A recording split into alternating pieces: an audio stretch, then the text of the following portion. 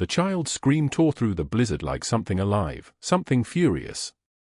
6-year-old Emma ran through knee-deep snow, her small coat torn at the shoulder, her breath coming in panic gasps that turned to ice in the brutal Los Angeles cold. The sky had gone white. The world had gone white. She was so small against all that whiteness, her dark hair plastered to her face, her bare hands already turning blue. In the security room 3 floors beneath the Castellano mansion, Nicholas Castellano sat motionless in a leather chair, watching the live feed from the Eastgate camera. 38 years old, built like someone who had clawed his way up from nothing and refused to ever go back down. Broad shoulders, expensive charcoal suit with the jacket removed, white dress shirt unbuttoned at the collar. Dark hair swept back from his face. A scar ran from the outer corner of his left eye down to his cheekbone, thin, pale, precise as a surgeon's line. His hands rested on the desk in front of him.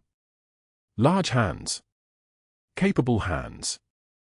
Hands that had done things that required not thinking about afterwards. The child on the screen fell to her knees in the snow. Nicholas did not move.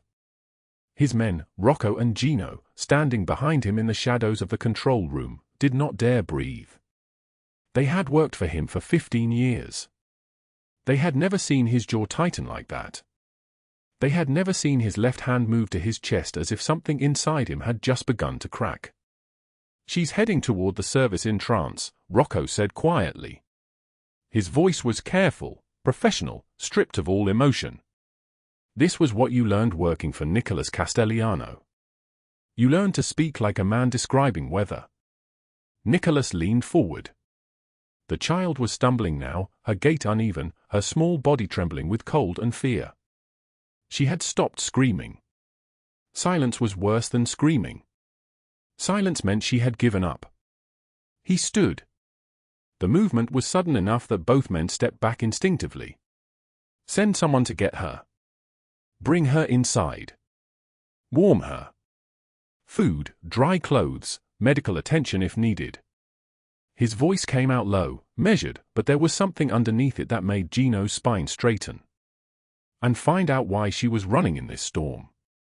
"Yes, sir," Gino said, already moving. But what changed everything, what neither of them understood in that moment, was that Nicholas Castellano knew exactly who that child was. Emma was the daughter of a woman he had been thinking about for the past 6 hours. A woman who had walked out of his life 3 days ago without explanation. 12 hours earlier, Aria Sinclair had been counting bills on the kitchen counter of her efficiency apartment. The apartment was the size of a hotel closet. The kitchen counter was a folding card table she had borrowed from a neighbor's garage 5 years ago. She spread the money out carefully, moving each bill so she could see the denomination, 5 ones, and that was all. $5 to her name. Her bank account was negative. Her credit cards had stopped accepting new charges. The foreclosure notice sat on the table next to the money, a heavy white envelope with red lettering that said final notice in letters large enough to feel like an accusation. Aria was 28 years old but looked like a woman in her early 40s. Her hair was dark brown, pulled back in a braid that had started to unravel. Her eyes were a pale gray that might have been striking if they weren't so exhausted. They had that hollow quality that comes from too many nights without sleep, too many days without eating enough. She wore the uniform of the Mercy Valley Elderly Care Facility, blue scrubs that hung loose on her frame, white sneakers with the sole separating from the heel on the left shoe. A name tag pinned to her shirt that said Aria Sinclair, caretaker, beneath which someone had written in black marker a small smiley face, though she could not remember who had drawn it or when. She had worked a 16-hour shift the day before. 12 hours at Mercy Valley, then 4 hours at the Grandview Hotel, cleaning rooms from 8 p.m. to midnight. The hotel job paid cash, no questions asked, no benefits, no record. She had found $3.47 in tips left on nightstands, beneath pillows, in the margins of space where people discarded what they considered worthless. She kept a plastic bag under the sink in her apartment where she collected the plastic-to-go containers of food left on the food carts in the hallway at Mercy Valley. Yesterday she had found a container with half a portion of mashed potatoes and gravy. The day before, cottage cheese, mostly uneaten. This was her dinner system. This was how she survived. The foreclosure notice said she had 14 days. 14 days to come up with $22,000, or the bank would seize her apartment. The apartment was worth 4 times that amount, but the bank did not care about the mathematical reality. The bank cared about the loan her mother had taken out 8 years ago when Aria's sister had gotten sick. Her sister was in remission now, but the hospital bills had kept coming, and her mother had died 3 years ago, and now the debt belonged to Aria, and the apartment that her grandmother had bought in 1987 belonged to the bank. She picked up the 5 ones and folded them very carefully. A notification on her phone lit up the dark apartment. A text from Douglas Hale, the general manager of the Grandview Hotel. It said, "You're scheduled for doubles tomorrow and the next day. 10 p.m. to 4 a.m. both nights. Don't be late." Aria set the phone face down on the card table. Douglas Hale was 56 years old, with the body of a man who had once been fit and had allowed himself to deteriorate into a soft approximation of his former shape. He had thick grey hair, cut short and dyed dark at the roots. He wore cologne so strong that rooms smelled like him after he left. He wore expensive watches and gold rings on 3 fingers of his left hand. He had been the general manager of the Grandview Hotel for 8 years, which meant he had been stealing from it for 8 years. He stole from the till when he thought the night auditor was not paying attention. He pocketed tips that guests left on the front desk. He charged cleaning staff double the amount for uniforms and pocketed the difference. He added personal charges to employee paychecks and took a percentage back in cash. But his favorite theft was the one he committed against Aria Sinclair. The Grandview Hotel occupied a glass building in downtown Los Angeles, 22 stories, 600 rooms. The rooms cleaned by overnight staff like Aria never got fully clean because there was not enough time, and when guests complained, it was Aria's fault. When inventory went missing, it was the overnight staff's fault. When revenues were down, it was because the night shift was not providing service. Douglas Hale had worked out a system where certain guests, wealthy men who traveled for business, men with wedding rings and business cards and the confidence of people who had never been told no, could request specific cleaning staff for their rooms. Could request that the cleaning happen while they were present. Could request that doors be locked. Aria had worked for the Grandview for 3 years. She had requested a transfer 7 times. Each request was denied. She had filed complaints with the hotel's HR department, which meant she had filed complaints with Douglas Hale, who was HR. She had stopped working doubles for a month in protest. Douglas Hale had called her into his office, the one with the leather sofa and the private bathroom and the door that had a lock on the inside, and explained very patiently that she was contractually obligated to work whatever shifts the hotel required, and that if she refused to cooperate with the hotel's policies, she would be fired, and that being fired would mean she had been terminated for insubordination, which meant no other hotel in the city would hire her, which meant she would lose the apartment, which meant she and everything she had worked for would disappear. He had said this while sitting very close to her on the leather sofa. While placing his hand on her knee. She had stood up. She had walked out. She had come back the next night because she needed the money. The next morning, after the double shift text came through, Aria put on her good clothes, the ones without stains, the one she wore to grocery stores and bank appointments, and walked to the bus station. She had approximately 45 minutes before she needed to be at Mercy Valley. She spent 30 of those minutes on the downtown bus. 15 minutes she spent walking through the snow, which had been falling since midnight and showed no signs of stopping. She was looking for something specific. She had found a wallet in the snow 3 days ago, in the parking lot of a convenience store 2 blocks from the bus station. A black leather wallet, expensive, the kind that cost more money than Aria made in 2 weeks.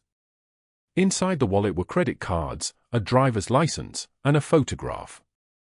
The photograph showed a woman with dark hair and green eyes and a smile that suggested she had once been genuinely happy. On the back of the photograph, someone had written in elegant handwriting, "For my Nicholas, for always." Aria had kept the wallet in her pocket for 3 days. She had spent those 3 days trying to figure out what to do.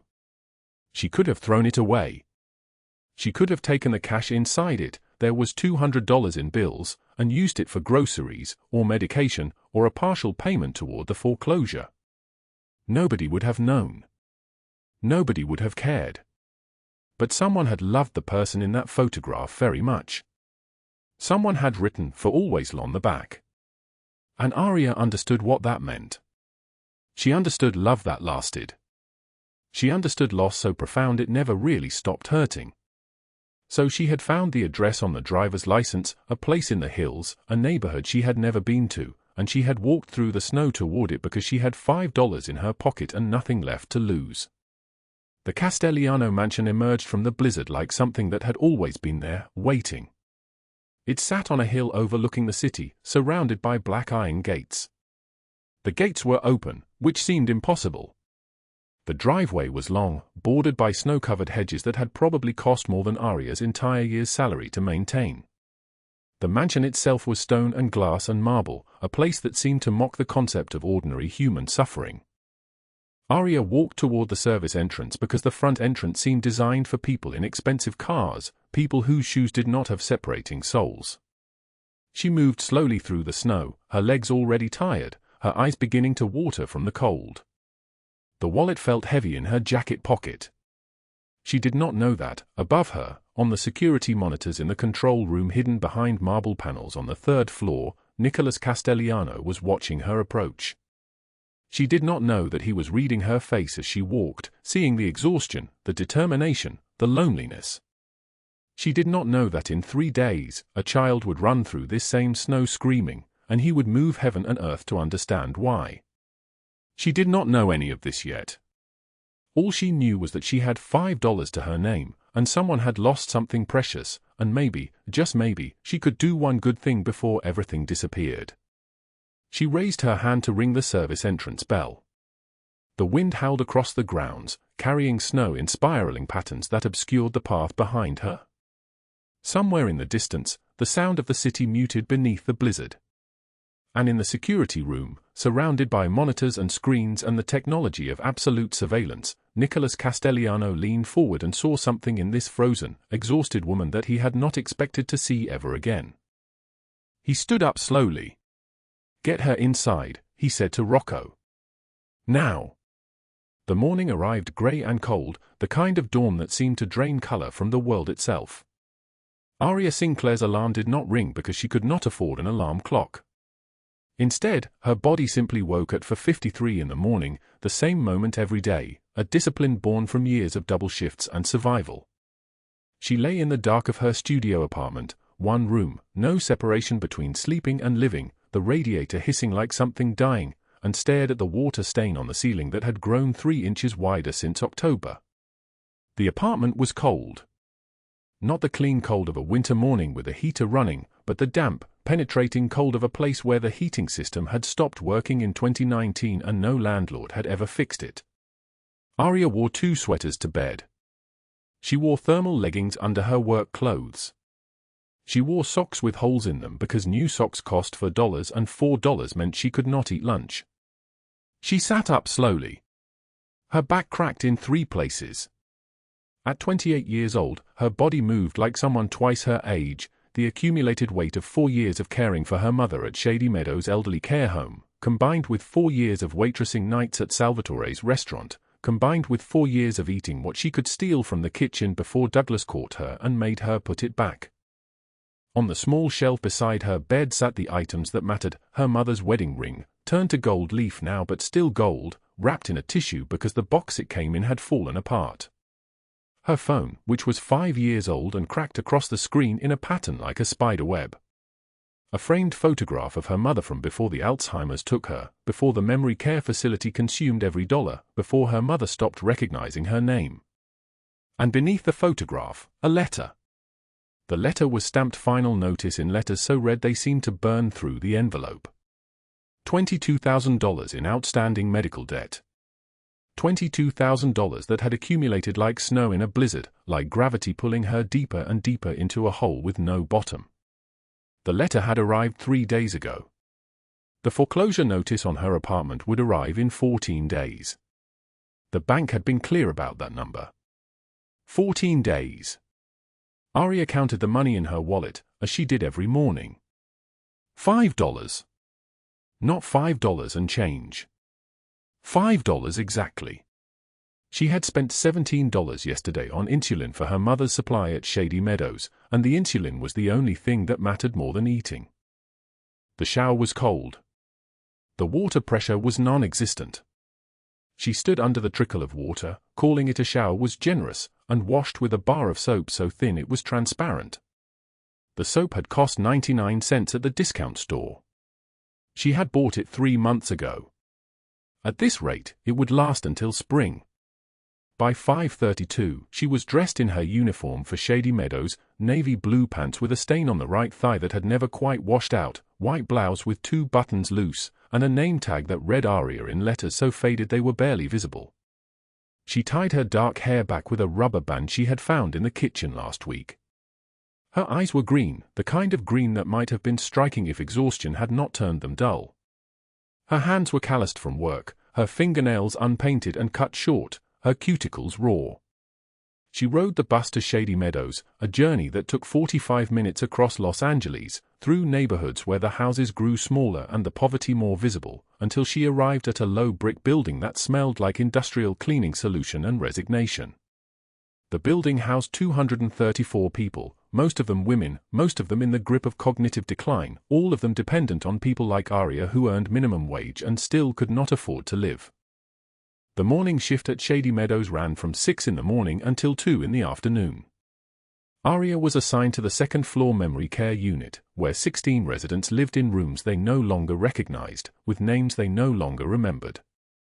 Her job was to help them dress, help them eat, help them navigate a world that had stopped making sense. Her mother was in room 214.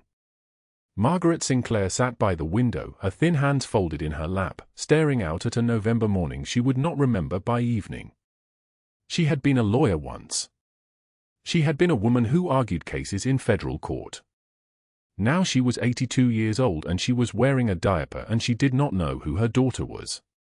"Good morning, Mom," Aria said, keeping her voice steady, keeping her voice warm, though the exhaustion in her bones ran so deep it felt permanent. "We're going to get you dressed now." Her mother turned slowly, her eyes unfocused, and in that moment Aria saw the question forming, the question that appeared every single day, "Who are you?" "I'm Aria, Mom. Your daughter. I'm going to help you get ready for breakfast."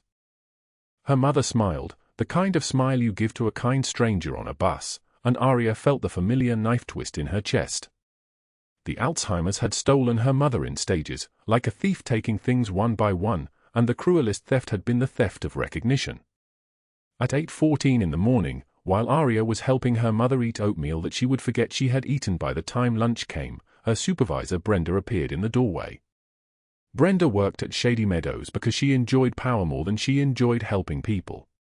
She was 54 years old and bitter in the specific way that people become bitter when they realize their life will never be anything more than middle management.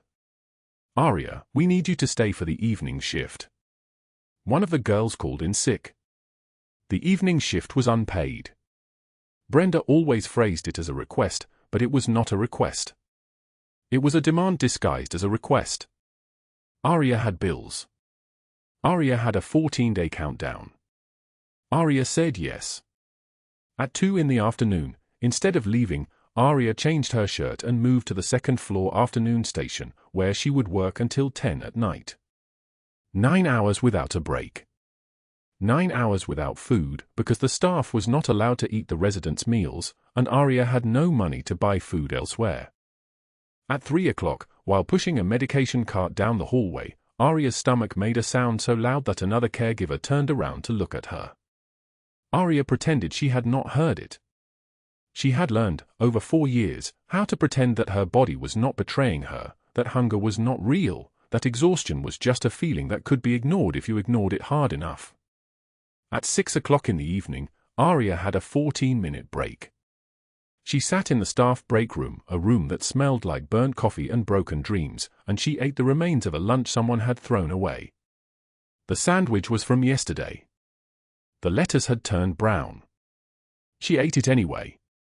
She always ate thrown-away food when she could find it, and she felt grateful for it, and she hated that she felt grateful, and she ate it. The letter was still in her pocket. She pulled it out and read it again, though she had read it 40 times already. The numbers did not change. $22,000. 14 days. What changed everything was the wallet. At 8:47 in the evening, Aria was walking from Shady Meadows to the bus stop, and she cut through a parking lot to save 5 minutes, and that was where she found it. A leather wallet, expensive-looking, lying in the snow beside a black SUV. She opened it without thinking about theft, because her mind did not work in those patterns. Instead, she thought, someone lost this. Someone needs this back. Inside the wallet were credit cards with the name Nicholas Castellano. Inside was $2,000 in cash. Inside was a photograph that stopped her breath. The photograph showed a woman with dark hair and dark eyes, smiling at the camera with the kind of happiness that exists before tragedy arrives.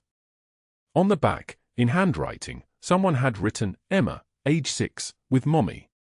December 15th. There was no date on the photograph, but the woman in the picture was dead. Aria did not know how she knew this, but she knew. She could see it in the quality of the printing, the faded color, the way people only kept photographs like this, photographs of someone smiling, after that person was gone. She stood in the snow, holding a wallet that contained $2,000, and she thought about her mother's medical debt. She thought about the 14 days. She thought about rent and insulin and food that was not leftover and brown. And then she closed the wallet and held it tight in her hand, and she began to walk toward the Castellano estate, whose gate she had heard about but never seen, which existed in a part of Los Angeles where people like Aria were not supposed to walk. The address was printed on the driver's license. 7500 Castellano Drive. The Castellano estate occupied 7,500 square feet of Los Angeles hilltop, surrounded by iron gates that had never been opened to anyone who did not belong there. Inside the mansion, Nicholas Castellano sat in his security room at 8:52 in the evening, watching feeds from 43 different cameras positioned across the property, the marble floors, the chandeliers casting light like frozen honey, the gardens buried under fresh snow. He was a man of 44 years, though his eyes held the weight of someone much older. His face bore a thin scar running from his left temple to his jawline, a remnant from his 16th year when his father's belt buckle had caught skin instead of muscle. He wore a charcoal suit tailored so precisely that it cost more than Aria Sinclair made in 4 months. His hands, calloused from years before money arrived, rested on the desk with the stillness of someone trained to show no excess motion. On the monitors, rain had begun to fall through the blizzard, ice crystals hitting glass with a sound like fingernails tapping. Nicholas watched screen 14, the gate feed, with the particular attention he gave to all things that might threaten his daughter.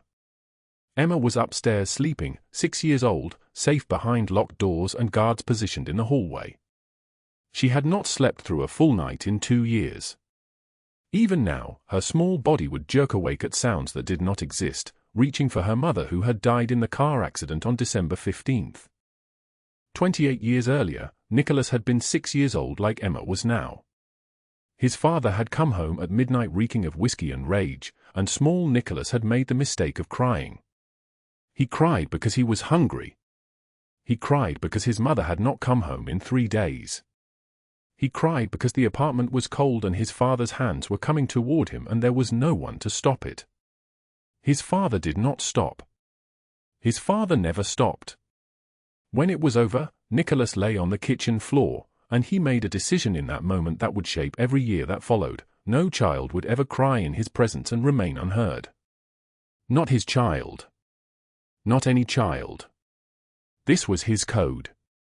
This was the thing that made him dangerous in a way that had nothing to do with the men in black SUVs who answered to him, or the rival families who knew better than to enter his territory, or the politicians who took his donations and asked no questions.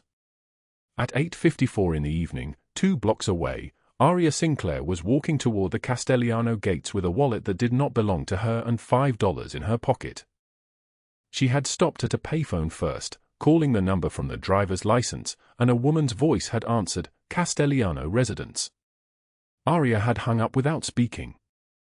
She could not afford the risk of calling a man like that. Instead, she had simply walked. The snow had grown deeper as she moved uphill, her thin coat offering no protection, her breath coming in visible clouds. The pain in her ribs from Douglas Hale's fists was sharp and constant. Her left eye had swollen nearly shut. She could taste blood in her mouth. She did not know what would happen when she reached those gates. She only knew that the wallet in her coat pocket was heavier than her own survival, that a man named Nicholas Castellano had a daughter named Emma, that a woman with dark eyes and a beautiful smile had died, and that Aria Sinclair had grown up believing that small kindnesses were the only thing standing between a person and complete dissolution. When she pressed the intercom button at the gate, her voice came out shattered and uncertain. "I found something that belongs to you." The gate opened 12 seconds later. Rocco arrived first, moving down the marble hallway with his hand on his gun, taking in the sight of the woman bleeding onto the white stone floor. Rocco was 52 years old, broad-shouldered, with grey threading through his black hair. He had worked for Nicholas for 23 years and had never once seen him step out of the security room during an active surveillance rotation. But Nicholas came. He came down the grand staircase slowly, his footsteps echoing through the entrance hall like a judgment approaching. He was tall, 6'3", and his presence seemed to contract the air around him. When he saw Aria, bleeding, swollen, small in the way that abuse makes women appear smaller, something altered in his face. "What happened to you?" His voice was quiet, which was somehow more terrifying than volume. He was looking at her with the same intensity he gave to the security monitors. "I found your wallet." Aria extended her trembling hand, and her voice came out like a prayer spoken in the dark. "In the snow. I wanted to return it." Nicholas took the wallet without looking at it. He was looking at her. At the bruises forming on her throat. At the way she held her ribs as if they might separate from her body. "Who did this?" She did not answer. She could not. Speaking Douglas Hale's name aloud would make it real in a way she was not yet ready for. Nicholas gestured to Rocco with a single motion of his hand, and Rocco moved forward, offering her his arm. "We have a doctor upstairs. Let me take you there." "I cannot, I don't have insurance." "I cannot pay." "You are not being offered a choice." His eyes remained on hers. "You returned my wife's photograph when you had nothing. Now you are bleeding in my home. Let us be clear about what happens next. You will go upstairs.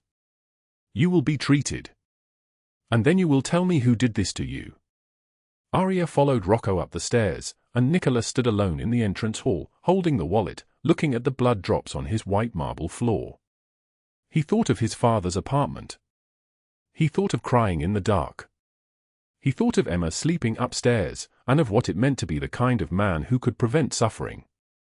Meanwhile, 3 miles away in a luxury high-rise in downtown Los Angeles, Margaret Harrington was scrolling through her phone in a penthouse office, reading the evening news. Margaret was 61 years old, platinum blonde, dressed in clothing that cost more than most people's monthly rent. She had been the one to ask Douglas Hale to handle the problem of Aria Sinclair's attitude about the missing tips. She had been the one to tell him that no one would care what happened to a waitress with no family and $5 to her name. She did not yet know that Aria Sinclair had just walked through the gates of Nicholas Castellano's mansion. She would find out very soon.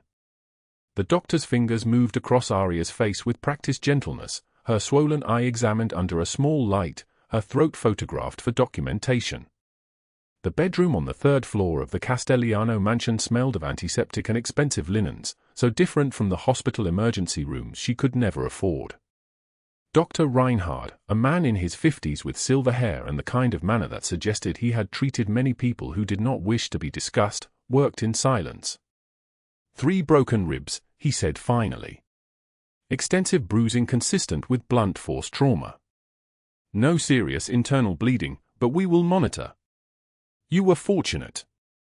Another few inches and the damage would have been catastrophic. Fortunate. The word felt absurd. She lay there in a bed that cost more than her monthly rent, and Aria could only think of the $5 in her coat pocket downstairs, the final notice letter burning in her mind like a brand. 2 weeks until the eviction. 14 days to find $22,000 or lose everything. Nicholas entered without knocking. Rocco remained by the door, silent as furniture. The boss wore a black shirt now, the sleeves rolled to his elbows, exposing the inside of his wrists where old tattoos marked him as part of something ancient and unforgiving. His face was stone. "Leave us," he said to the doctor. Dr. Reinhard packed his instruments without comment.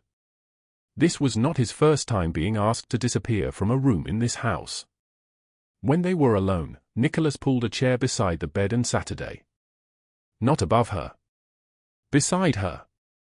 "Tell me his name." Aria's breathing came shallow through the pain in her ribs. Every inhale felt like broken glass moving through her chest. "It does not matter. He is gone. I will go to the police, I will file a report, and it will be forgotten because I am nobody. A caretaker with no family. No witnesses. No money for a lawyer. His name. Douglas Hale." The words fell from her mouth like stones. "The manager at the Meridian Hotel. He steals from the staff. From the tips. From the small wages they give us. And when anyone resists, when anyone says no or reports him, he handles it. He handled me because I told him I would not keep silent. I said I would take it to the owner, to the corporate office, to anyone who would listen. So he taught me silence." Her voice broke on the last word. "He taught me the price of speaking." Nicholas rose from the chair. He moved to the window where snow continued its assault against the glass, the blizzard transforming Los Angeles into something from another world entirely. When he spoke, his voice emerged like the rumble before an earthquake. "My father was a man who believed that suffering made a person stronger. He believed that pain was education. He broke my fingers when I cried. He burned my hand when I spoke out of turn. He locked me in a basement for 3 days because I asked when my mother was coming home." Nicholas turned from the window, and his eyes found hers. "She never came home. She took her own life rather than endure another day with him." Aria stared at him, unable to move, unable to breathe. "When I was 7 years old, I learned that the world does not protect children. It does not reward kindness. It does not listen to screams." He moved back to the chair, and this time he took her uninjured hand in his. His grip was careful, warm, utterly at odds with the violence in his words. "I spent 31 years building a life where I would never be helpless again. I built it on pain and blood and the bodies of men who believed they were entitled to take what was not theirs. And I did this so that Emma would never know what I knew. So that she would never understand the cost of being small in a world of giants." He paused. His thumb moved across her knuckles. "You came to my gate. You collapsed at my service entrance. My daughter stood at the top of the stairs and asked Rocco if you were the angel from her story. She meant the woman who returned her mother's photograph. Do you understand what you are to her? Do you understand what you are to me?" "I am nobody," Aria whispered. "You are the woman who returned what was lost when you yourself had nothing. You are the woman my daughter calls an angel. And you are the woman who is now under my protection." He released her hand and rose. "Douglas Hale will face justice. Not the police. Not the courts. Real justice. And when this is finished, when he understands the cost of laying his hands on you, you will never work a double shift again. You will never count pennies or eat what has been discarded. Do I make myself clear?" "Nicholas?" "My name in your mouth," he said quietly, "is the most dangerous thing I have ever heard." 3 miles away, in the penthouse office of the Meridian Hotel, Margaret Harrington received a phone call. The voice on the other end belonged to Douglas Hale, and she had never heard him sound afraid. "We have a problem," he said. Margaret set down her champagne. "What kind of problem?" "Aria Sinclair. The waitress. She went to Castellano's house."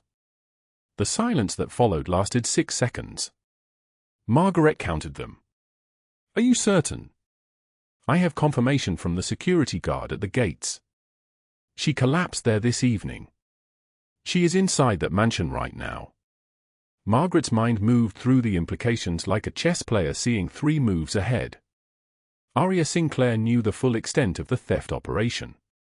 She could testify to every stolen night's tips, every threatened employee, every false accounting that hid their skimming. Worse, Aria knew about Margaret. She knew about the arrangement, about the decision to have Douglas handle the problem of her descent. "Listen to me carefully," Margaret said. "You will disappear. Tonight. Take enough cash to get to Mexico and do not contact anyone. Do not call me. Do not reach out to your family. Do you understand? Margaret, if Castellano knows, he will know everything soon enough. We have perhaps 3 hours before he decides what to do about it. You need to be gone." Margaret ended the call and stood. She moved to her floor-to-ceiling windows overlooking the city, the lights stretching below her like trapped stars. She had been careful. She had been meticulous. She had built her wealth on the foundation of other people's desperation, and it had served her well for 15 years. She thought of Aria's face. Young. Terrified. Breakable. She thought of the $22,000 debt hanging over her head like a guillotine. Margaret had known about that debt. She had made certain that Aria's shift assignments kept her trapped in perpetual financial strangulation. A person who cannot think beyond survival cannot resist.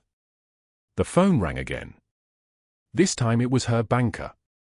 "Miss Harrington? I have an urgent matter. There are federal agents here with a warrant. They are seizing all records related to the Meridian Hotel operations and your personal accounts. They will be at your residence within the hour."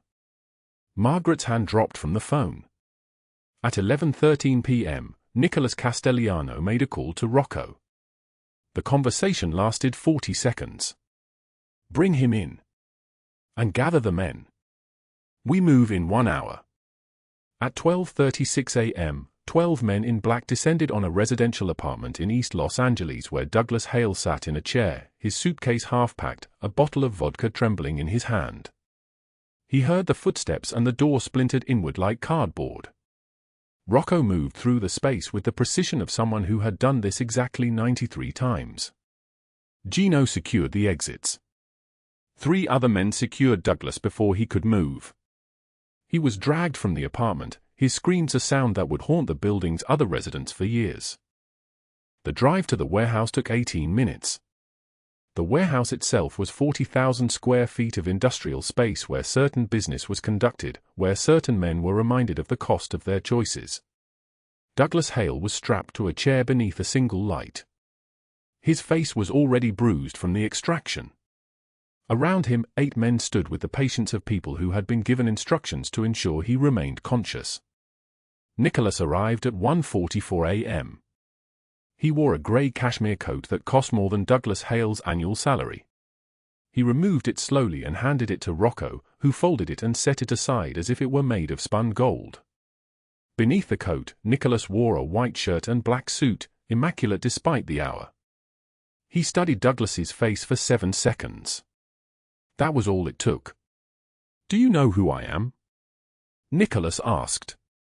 Douglas nodded frantically. "Yes. Yes, I know. I'm sorry. I didn't know, I didn't realize. You did not realize that the woman you beat belonged to someone. That her blood matters. That her tears are a debt that must be repaid." Nicholas gestured, and the interrogation began. Not with violence first. With questions. When did you take the first payment from the hotel accounts? How many employees did you threaten? What did Margaret Harrington promise you? Douglas cracked like overripe fruit.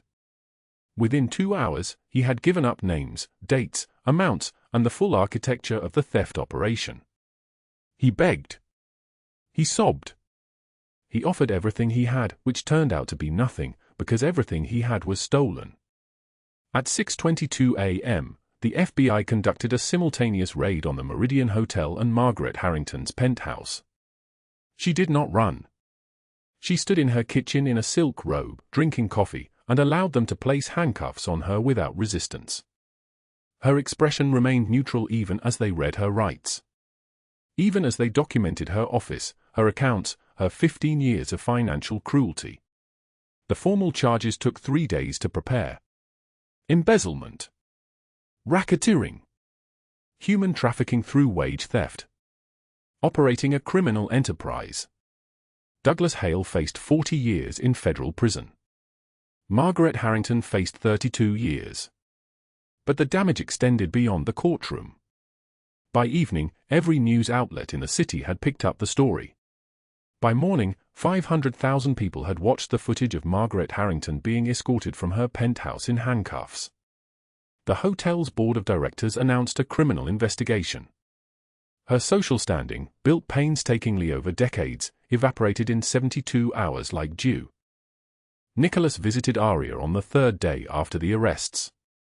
She was stronger now. The swelling in her eye had begun to recede, and she could move without the sharp intake of breath that pain demanded. He brought Emma with him, and the child climbed into the bed beside Aria without hesitation, showing her a drawing of flowers made with colored pencils. "I made this for your sad day," Emma said, age 6 and earnest. "For when you feel sad, you can look at colors and remember that sad days have colors too." Aria pulled the child against her, and tears moved down her face. She did not cry from pain anymore. She cried from relief. From the understanding that the world had shifted. That she was no longer invisible. Nicholas waited until Emma had fallen asleep before he spoke. "The hotel owner has offered you a settlement. $150,000. Back wages, pain and suffering, and an agreement never to work there again. The federal government recovered another $75,000 from Hale's accounts that will be returned to the employees he stole from." Aria stared at him. $225,000. More money than she could comprehend. Enough to pay the debt. Enough to breathe. "What do I owe you?" she asked. "Nothing," Nicholas said. "You owe me nothing." 1 year had passed since Douglas Hale disappeared into the machinery of rival family justice, since Margaret Harrington's photograph stopped appearing in society magazines and started appearing on federal indictment papers. The city moved on, as cities do. The scandal faded. New corruptions rose to take the place of old ones. But in the penthouse on the 42nd floor of the Castellano building, everything had transformed into something unrecognizable from what it had been. Aria Sinclair stood at the floor-to-ceiling window overlooking Los Angeles, the city sprawled beneath her like a map of second chances. Snow had fallen 3 days ago, melting now into streams that ran down the glass. She wore a cream-colored dress, simple and elegant, nothing like the stained uniforms from the elderly care home where she had counted coins in her pocket and eaten cold mashed potatoes from someone else's abandoned tray. Her hair, once pulled back in a desperate ponytail, fell in waves past her shoulders. The bruises had faded completely. The handprints on her throat had become invisible. But she remembered them. She would always remember them. Behind her, the penthouse filled with light and movement. Emma sat at the marble dining table, age 7 now, her blonde hair braided with ribbon by the hands of Nicholas Castellano himself. This had become their ritual, one he had learned from watching YouTube videos at 3 in the morning, his massive frame bent over a child-sized chair, his fingers working with surgical precision to create the pattern she requested. The first time he had braided her hair, his hands had shaken. Rocco had watched from the doorway and said nothing, but his eyes had filled with something that looked like redemption. "Mama, is it perfect?" Emma called, and Aria turned from the window. The word still caught her. Mama. She had introduced herself as Mama one morning when Emma asked, and Nicholas had gone perfectly still. His hand, holding a cup of coffee, had paused halfway to his lips.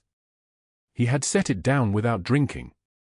Later that night, Aria found him alone in the library, his shoulders hunched forward like a man carrying the weight of the world, and she understood that he was grieving his first wife still. He had loved her deeply. But there was room in his heart for this child and for the woman who had taught him that love could grow larger, could stretch to hold more than one loss. Perfect, Aria said, walking to Emma and running her fingers along the braids. You look like a princess. I look like a strong girl, Emma corrected, age 7 and certain. Princesses wait. I do not wait. Nicholas appeared in the doorway, and the entire room seemed to shift. He wore a charcoal suit today, tailored to his broad shoulders, a silver watch catching the light at his wrist. But his appearance had softened in other ways. He smiled now. Not often, not easily, but genuinely.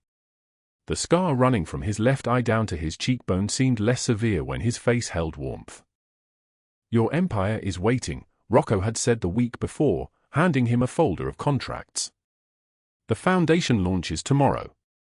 The Aria Sinclair Foundation for the Invisible had opened its doors on a Tuesday morning in spring. $100 million committed to elder care homes, to workers' protections, to the people who moved through the world unseen.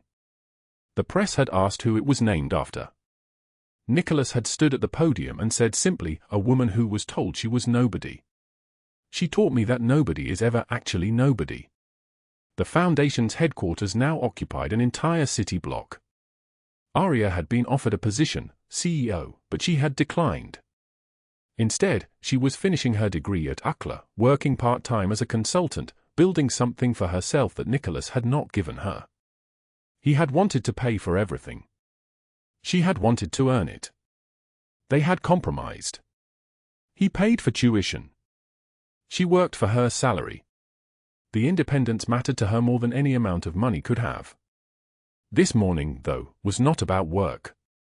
This morning was about the small velvet box that Nicholas had been carrying in his jacket pocket for 6 weeks, waiting for the moment when he could finally speak the words he had carried since the night he found her bleeding on his service entrance. Emma had been sent to school deliberately. The apartment was quiet except for the sound of wind moving across the city. Nicholas stood at the window beside Aria, their shoulders nearly touching, not quite. I have something to tell you, he said, and his voice sounded uncertain in a way she had never heard before. Aria turned to face him. In the early morning light, she could see the boy he had been, the one with the violent father, the one who had clawed his way out of poverty through ruthlessness and survival. That boy lived in the lines of his face. But so did the man he had become. He dropped to one knee. The box opened. The ring caught the light, not ostentatious, not a display of wealth, but a simple band of white gold with a diamond that seemed to hold the sky inside it. The ring looked like it belonged on her hand. Like it had been waiting for her all along. I love you, Nicholas said, and the words came out rough, difficult, like he was saying them in a language he had just learned. I have loved you since the night you returned my wife's wallet with no reward sought, and I did not know it yet. But I did. Every moment since, I have loved you. Marry me. Not because you owe me anything. Not because I saved you. Because I need you to save me, over and over again, for the rest of my life. Aria could not answer. Her throat had closed. Tears moved down her face, and she was thinking of the night she had knocked on this door, one eye swollen shut, blood running from her split lip, with $5 in her pocket and a final notice in her jacket. She was thinking of what she could have been if this man had not answered. How close she had come to disappearing entirely. Yes, she said finally, because what else could she say to the man who had taught her that invisible people could become visible, that violence could be answered with justice, that love could grow in the darkest soil? Nicholas slid the ring onto her finger, and outside the window, the city glittered beneath them like a kingdom they had somehow inherited together. 2 weeks later, they married in the Castellano gardens, roses blooming despite the early season, the gardeners having tended them with obsessive care. Rocco and Gino stood as witnesses. Emma scattered petals with the solemnity of a child conducting a sacred ritual. The ceremony lasted 20 minutes. The vows were private. When Nicholas kissed her at the altar, his men erupted in applause that echoed across Los Angeles like thunder. But the true moment came later, when everyone had left, when the two of them stood alone in their penthouse as snow began to fall again. Nicholas had his hands on her waist, and Aria had her head against his chest, listening to his heartbeat. Thank you, he said into her hair. For what? She asked. For being the person who could not ignore a debt collector's letter in the snow, he said. For being the kind of woman who returned a stranger's wallet when you had nothing. For choosing to come here when you had nowhere else to go. For teaching me that the strongest thing a man can do is love without fear. For all of it. Thank you. Aria pulled back to look at him. I had no choice that night. I was desperate and broken. No, he said. You had a choice. You could have kept the wallet. You could have called the police instead of coming to my house. You could have run instead of stayed. You chose kindness at every moment when cruelty would have been easier. That is the thing that changed my life. Not my money changing yours. But your goodness changing mine. Outside the window, the city lights reflected off the fresh snow. Somewhere in a federal penitentiary, Douglas Hale was counting the years until his release in 2057, a broken man who had learned too late that cruelty always extracts its price. Margaret Harrington was on her 5th cell block, no longer a society woman but a prisoner like any other, her reputation obliterated so completely that even her own children had changed their names. They were forgotten. They were over. This story, though, was just beginning. Sometimes one hand reached out at the right moment can change an entire life. This story teaches us that the invisible are never actually invisible.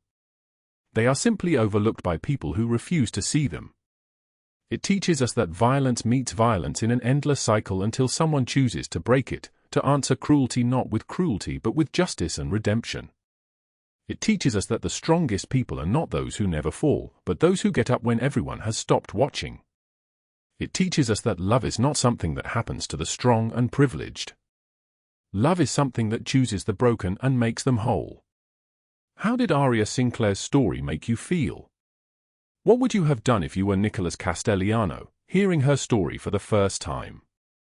Have you ever known someone who was invisible until the right person finally saw them? Please leave a comment below and share what is in your heart. Every comment you leave is a precious source of motivation that helps us continue creating stories that matter. If this story touched you, subscribe to this channel, like this video, and share it with the people you love. We wish all of you watching good health, a joyful life, and days filled with peace and happiness. Remember, after the rain, the sky clears. Thank you for staying with us until the very end. Goodbye, and we will see you again in the next video.